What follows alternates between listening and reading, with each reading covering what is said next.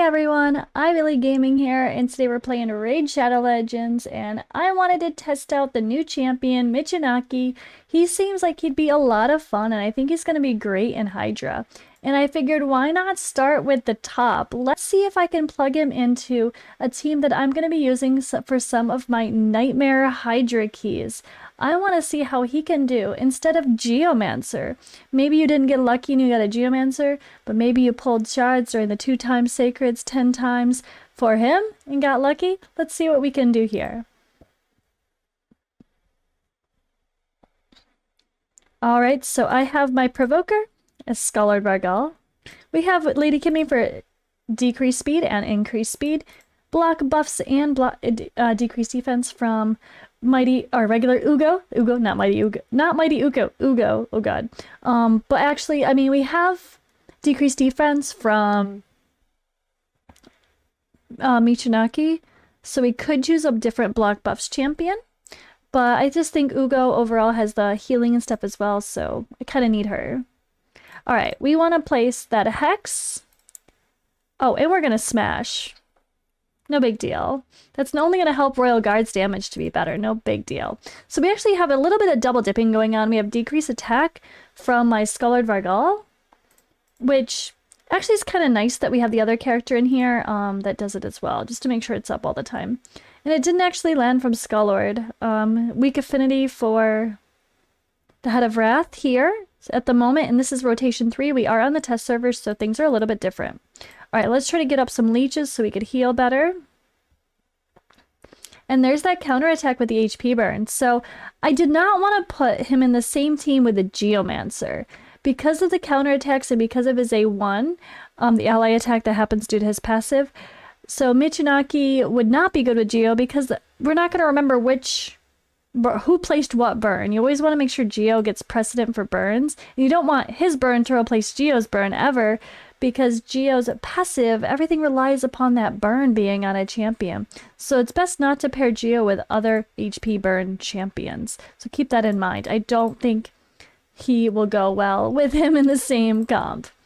Alright, let's keep it rolling here. We've got plenty of debuffs up. Look at these debuffs be popping. Definitely need a provoke champion here for the Head of Decay, or else, man, we would be losing so much progress here. Look at all of that. This is going to help us do a lot of damage. So we're going to get a lot of War Master procs, hopefully, as well. The ally attack with the A2 is, or sorry, the passive for Michinaki is going to come in handy as well. Like, it's just going to be a really fun, you know, combination of skills. I'm really excited to see how this does as a Hydra key. So I'm going to go through here. I'm going to try to explain some of my decisions, and then I'll cut out and then come back in. So again, we're placing that Hex, and the good thing is, like, the Hex transfers damage to the other heads with Hex. So when it comes to some of these other skills landing, it's going to help everyone do more damage, not just Michinaki. So that's exciting. Alright, provoking the Head of Decay. It's a place with Scholar Vargal, so affinity doesn't matter. I definitely have things set up to where I need increased speed and decreased speed, though, for my Scholar Vargal to go enough times to keep that up 100%. But it's been fun. It's working out pretty well. Alright, decrease attack, decrease defense. I don't need to use his decrease attack here, so we're just going to boost his turn meter. Make sure he gets that provoke back up and ready regardless. And there was the counter, or sorry, not counter, the ally attack of Michinaki, because of anytime an ally attacks a head that has Hex up, you have a 50% chance to ally attack along with him. So it's like an extra little counter thrown in there. It's super fun. It's a really great kit, and I think it's going to come in useful in Hydra. Alright, so you get the drill here, you get the gist here, right?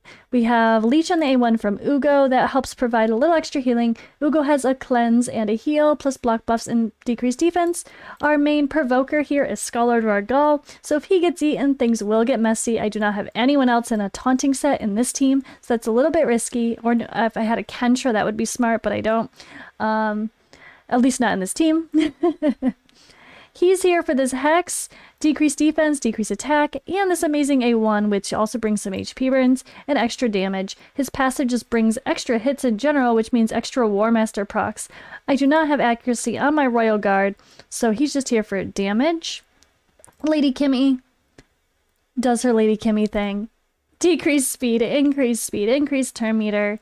And she does place block buffs if she removes any buffs from a target with her A3. But alright, I'm gonna pause, I'm gonna cut back, and we'll see how this run does. And we are back. So this run got very sloppy at about 33 million damage in, and I lost, what did I lose first? I think I lost Royal Guard first. And then after that, they ate Scholar Vargal, and I couldn't get him back, so I lost my Provoker. And then it was hard to hang on from that point. But we got it. A 1-key Nightmare with Michinaki instead of Geomancer. I like it. Now, of course, this could have been more if we went further. Maybe a little bit of RNG differences obviously can make a big difference with what's proccing and what's not. And honestly, I should have moved my gear to my Ugo that has Cruelty. I'm missing Cruelty Blessing on this team, which is a huge bummer. Cruelty is great and makes a big difference for damage for everyone on the team. So we have Royal Guard with Phantom Touch because I had decent attack on him, but I would have loved to have a Cruelty on someone.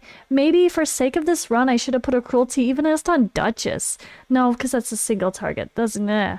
But yeah, I should have put my Ugo back in Cruelty that I have in Cruelty. I should have put that in this team. That would have made a big difference, but it's fine. Look at this. This is solid. So he can definitely be a main DPS in your team. So let's free regroup because, well, it's the test server. Solid damage though, right? There we go. All right. So let's free regroup and let's go check out my stats of everyone. So I have Ugo number 1, Royal Guard number 1. All right, let's go. I'm going to show you guys the builds and why. I mean, he's so good. He has the damage potential there, and I actually killed his damage a lot to give him more speed. So if you're using him on lower levels of Hydra, you'd probably be really happy. But I wanted to showcase him at the top. Why not? Let's see. Can he hang in a Nightmare Hydra key? And I think the answer was yes. I do have my Lady Kimmy. She's in Relentless Gear, over 250 speed, and enough accuracy to land her debuffs. She has decent survivability as well, and her masteries are now set for Hydra specifically. And then we have Duchess, who's in everything set for Arena. I haven't changed my Duchess in forever. This is a little bit of a dated Duchess build, isn't it? Is anyone even using Swift Parry Duchess anymore? I don't know, but this is my Duchess build. She's above 250 speed as well. A decent bit of resistance, which certainly helps in Hydra as well. And she does, so I do have a Brimstone Blessing on Lady Kimmy.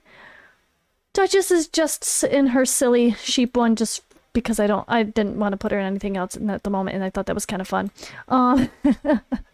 Let's see here. So we have Scholar Vargal as my main provoker. I have him very fast. That way he actually can go multiple times to the head of decay.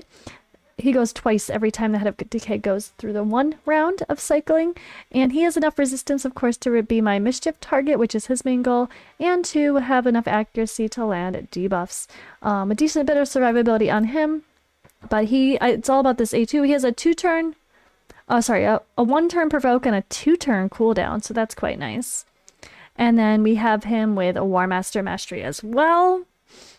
I like War Master on him because he has an AoE with his A3, and that allows for War Master procs on all the heads, where I know he has a triple or a double hitter here, so it's debatable War Master or Giant Slayer, but for sake of Hydra, War Master is better if there's an AoE involved because you know you're going to proc it, more likely to proc it on all the heads. Alright, who else is in this darn team? Oh, wait. Our new champion. He is so fun. I really hope I pull him. HP burn on the A1, decreased defense and decreased attack with Hex, and then the passive that has him ally attack if there's a Hex on the champion that's being attacked. He has defense aura too, so that wouldn't hurt. But yeah, I did have his masteries with Retribution and War Master masteries. I could see absolutely going down the support tree though, which I might recommend honestly. That way he would have a chance to proc a refresh on some of those other skills, but I think he came back to everything just fine in Relentless Gear. So I did have him set for Clan Boss. If you didn't already see it, I did a Bat Eater comp with him, and that was perfect. He's a really good DPS for Clan Boss, but For Hydra, Clan Boss, I had to speed him up a little bit. So unfortunately I had to kill his crit damage, but he still got a decent crit damage. Not terrible, it's still there. And I wanted to get him to 250 speed. So I did have a lot more crit damage on him, but he was only at like 220 speed, which probably would have been fine in hindsight. I probably should have tried it with it as is, but I kind of I like everyone being faster. It makes sense, right? And then we have Royal Guard. He's in Phantom Touch in Reflex Gear. 229 speed. He's a little slow, but that's why I have decreased speed and increased speed and a speed aura. So I do want to get my Royal Guard faster for Nightmare Hydra, but for now it's been working okay, but it would probably help if I actually did that.